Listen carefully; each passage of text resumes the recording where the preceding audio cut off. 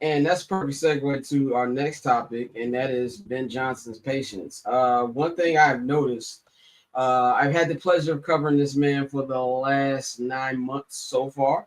And I particularly like Ben Johnson. I'm not going to do the the coach honeymoon thing. But I like Ben Johnson a lot. The reason I like Ben Johnson a lot for a couple reasons. One, we know how great of a play call he is, and he actually call plays, unlike Matthew Nagy.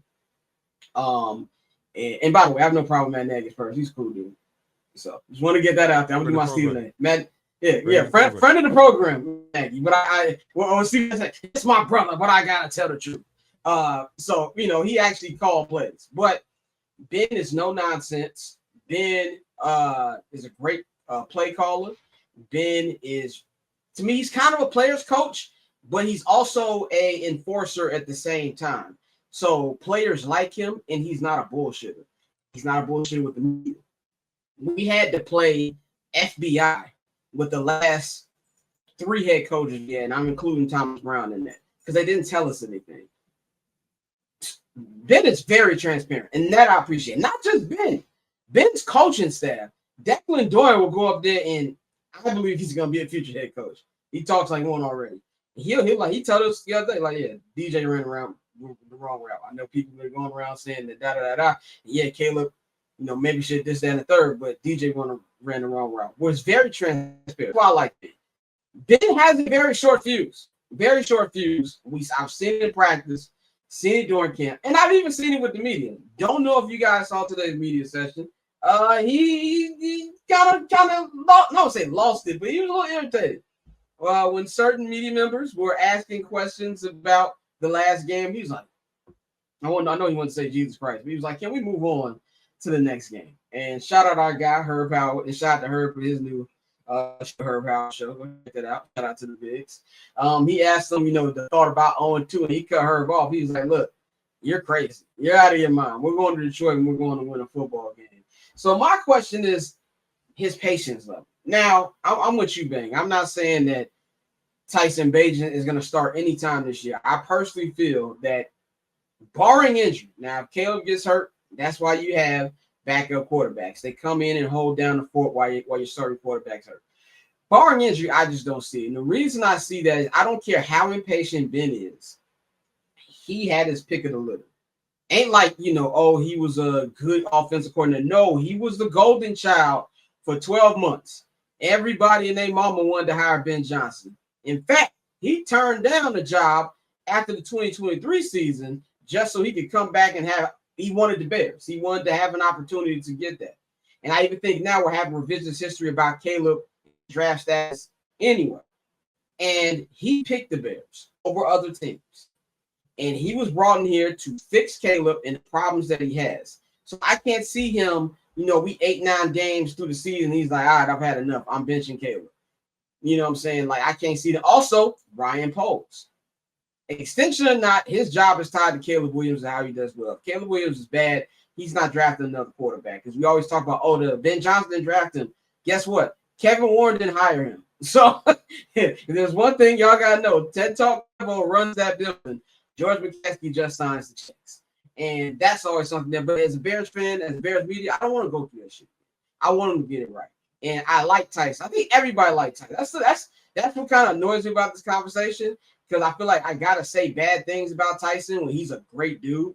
Tyson's super cool, and he for as far as backup quarterbacks go, he's a good backup quarterback.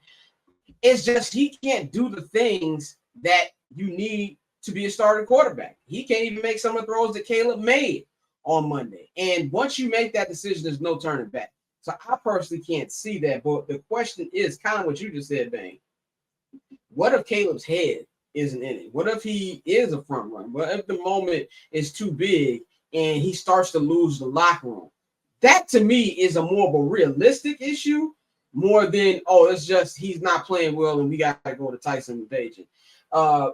Dante, what's your thoughts on Ben Johnson's patience and just overall week to week how he's going to be managed in this way? It would have to be an absolute dumpster fire for him. I'm trying to stop cursing. An absolute dumpster fire for him to just completely take Caleb out of the game. I don't think that's going to happen anytime in the season. unless he just shows you he is not grasping the offense and cannot, give you what you need. And I don't think that's going to happen. I think he's going to take the ups and the downs as a part of the process and a part of his evaluation process of Caleb. Because as you said, like, he took this job because of Caleb. Like, we could talk about everything else in the history and all of that. He took this job because of Caleb, because he believes he had a talent that he could mold into a really good quarterback in this league. So he has to give him the time to try to at least attempt to do these things before you sit here and just say, nah, we're going to get bro up out of here. So I think as far as Ben's patience goes, he's gonna be pretty patient, a lot more patient than we expect. So that may lead to fans being upset, but at the same time, like we say every year, Chicago Bear fans are some of the fans that we really don't have a leg to stand on in this. So like being impatient and fussing and all of that, yeah, it's gonna happen, but you don't have to listen to it, because what do you have to stand on? What is the history here? Like, we don't have a quarterback in our history that's been elite for a long time. Jay was cool, but even when we look at Jay, a lot of the times my dislike for him is really pointed toward the front office, because they didn't give him what he needed on the offensive line. The year we had a good offense, Jay was incredible. He got hurt like a couple years. He would break his thumb or do something silly, and that I would think mess he it had up. a new offensive coordinator every year. Like, he had Yeah. to have had it. Yep. But then he got some chemistry with Gase. Then Gase went to go be a head coach, I think it was. Yep. He went to And Miami. Gase went to Miami after that. he went to Miami. He got, we talk about Caleb sacks this year. This man, Jay Cutler, got sacked 72 times in the season, with like 8 of them coming in that Giants game where I thought he literally died. So like, as much as Jay did Jay Cutler shit, it's bad situations. But it feels like Groundhog Day when we're talking about the Bears. They're always putting people in bad situations. That's just what. Yeah. So yeah, like I said, patience wise, he's not gonna yank that kid unless he does something absolutely egregious, or if the attitude just turns up and it's like, all right, you're not listening. Now we gotta give you a wake up call. But I don't think that's gonna happen. I do think Caleb, like they said in the chat earlier, stop with the Superman's talk. Don't even say it. Don't even mention it. No, please Yeah. stop. I need you to be Clark Kent before you can be Superman, bro. Like put the glasses on and report to the Daily Bugle and do your job. No, I don't want to sit here and talk about Superman and you can't complete a 5-yard in. Like, what are we doing here? So I just think it's just everybody, Caleb included, just take a step back and just do the work, bro. We don't need to do the talking.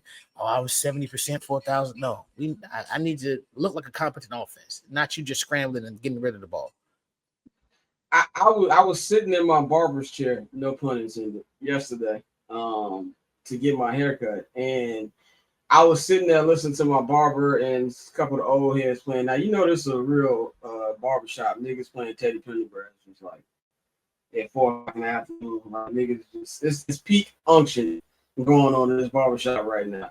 And they asked me who I thought was gonna win the Thursday night game. And I was like, shit, I hope the Commanders. And he was, oh yeah, the Commanders my team, man. Fuck the Bears. Da, da, da. And the whole Bears thing just went off. And my barber called him some I can't say on this show, but it was typical their era conversation when it comes to Caleb Williams. But whole time I'm listening to this conversation, I was like, damn, Bang really be knowing. He said if this season starts off slow, that this city is not going to have the patience. And you combine what I heard in the barbershop, what I've heard on the radio, TV, Twitter. We're in full DEFCON 1 after week 1, and they lose Sunday. But see, Bang, what's your thoughts? Here's why. The reason why that is the case, because the Chicago Bears have never been in a situation where they had a number 1 pick. They've never been in that situation. So when you get the number 1 pick in the draft, especially a quarterback that every pundit said was generational, what do you expect? And it does not help that Jaden Daniels did what he did. Now, I know we probably have a conversation about this a little bit later today about how Buddy been mid in the first 2 games. We will be having a conversation about the check down merchant shit we've seen these first 2 days. Yeah, but at the same time, you're looking at last year. And in looking at last year, you saw what you saw last year. And you saw that man look stellar and take them to the NFC Championship game. And also, when you add to the fact that out of all of the quarterbacks that Caleb played in his draft class, he's not beat. Now you want to add all of the extracurricular stuff, nail painting and all of that stuff, because that's what's gonna happen in the barbershop. Go right ahead. But for all of the confidence that this kid has, we ain't seeing it. And the crazy thing about Chicago, and the reason why I think we're having these Bajent conversations more than anything, we're used to people that get it out the mud. We're not used to the people that get it with a silver platter. Even when Michael Jordan got drafted, folks was like, yo, he can't shoot a jump shot. He too small to be doing all that dunking in the league. He got it out the mud. Derrick Rose got it out the mud. Even if you want to look at hockey, reason why people like Patrick Kane got it out the mud, so to speak, right? That's what we like. That's what we know. And Tyson Bagent got it out the mud. So that's why you hear that. So Caleb also has to come in and know and understanding that we don't give a shit about that elitist talk. Not only that, we don't give a damn about that Superman. We don't want you to be Superman. We just want you to win. Your ass could be Robin, Batman, Superman, Clayface, Doctor Doom, Thanos, Iron Man, Mole All Man, them dudes. all them niggas. You could be any one of them. We don't give a shit if you not winning. You can't be Superman and getting your ass kicked consistently. And that's how we looking at you. And I see Bobby's thought. I don't want to say that that's fake. I don't want to say that Caleb, that's fake. I think Caleb believes his press clippings. It's just ain't matching. And that's why I think it's mental. That's why I'm scared of the mental. Because you know you the shit. You think you the shit. You've been the shit everywhere you went. But now you get to the league. You said you want to be the number one pick. And now you huff? He don't believe that. He truly believe that. So, but we don't care about that Superman shit. No. Nigga, you could be a random ass janitor at the Daily Bugle, fam. Just win. All right? Just hoop, fam.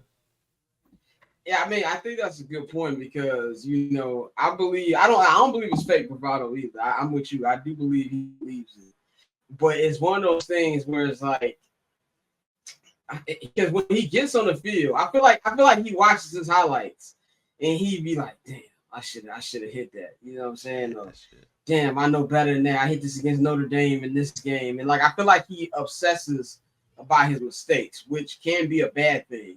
Where I feel like you run out of play sports at a high level, obviously, or any level. Let's be very clear about that. But I kind of feel like mistakes, the people who obsess over them are bound to make them again. And we gotta be real. A couple of passes he completed on Monday weren't the best. You know what I'm saying? Like there was one that Cole Kmet caught was terrible, but Cole Kmet caught it. And so I feel like when he's out there, it feels a little bit robotic because he's trying so hard. And I feel like Ben said it's all about completion, stacking completions. I feel like he took that to heart and didn't want to take any big shots. When he did take the big shots, he overthrew. So if it is the confidence thing, that's bad because that gets me back to thinking about Mitch and turning them damn TVs off. So that's what scares me a little bit with that one. And so it's kind of like there's just so many questions, and I feel like Bears fans, we all want answers right now, and we're not going to get that right now. This is going to be an up and down process. If he goes into Detroit, has a good game, they win, and let's just say he has a great next 3 games, right, against Dallas, against Vegas, and you go to the bye, you come back, and you get smacked up by the Commanders. You'll be definitely one again. It's going to take a full season. It really is, and I do feel that the fan base would feel better if he does start winning some of these one-on-one matchups with quarterbacks who are in his class. And I do think that's something that has been affecting him a little bit. So that's me. That's something to look at going forward. And this is all part of Ben Johnson's job to try to work with this. This is a full thing going on. And it's Bears fans ain't gonna have patience for it though. I say if you are, and I know that DJ mentioned before week 1 about the booing and shit like that. And I get players don't like it. I 100% get it. These tickets be like $400, bro. the concessions are even more expensive. You know, jerseys are expensive. The whole NFL experience is expensive. So if you go to these NFL games and you see a shit product, they're gonna boo. It's just they don't care who you are, and they're not in the wrong for that. If you're a Bears player or Bears coach, and I think it's just now hitting Ben Johnson too, you're not Detroit or Miami. It's a different deal here when it comes to this football team. And the pressure is going to be on him as well. Admitting your faults is great, but you got to go out there and change it. And not, it's going to get worse before it gets better. And then it's going to be like an avalanche. That's my biggest fear, that we have the avalanche, because we're still in the avalanche from last year after the Jacksonville game. It hasn't really stopped, to be honest. It hasn't. We won one game in a year. So that's my thought. Any final thoughts? We move on to like picks and preview. Okay. I'm all good. I'm all good. Catch I'm Not Gonna Hold You, hosted by Scott Lewis, every Monday and Friday at 5 p.m. Eastern, 2 p.m. Pacific, only on HNB Media and the Barbershop Network.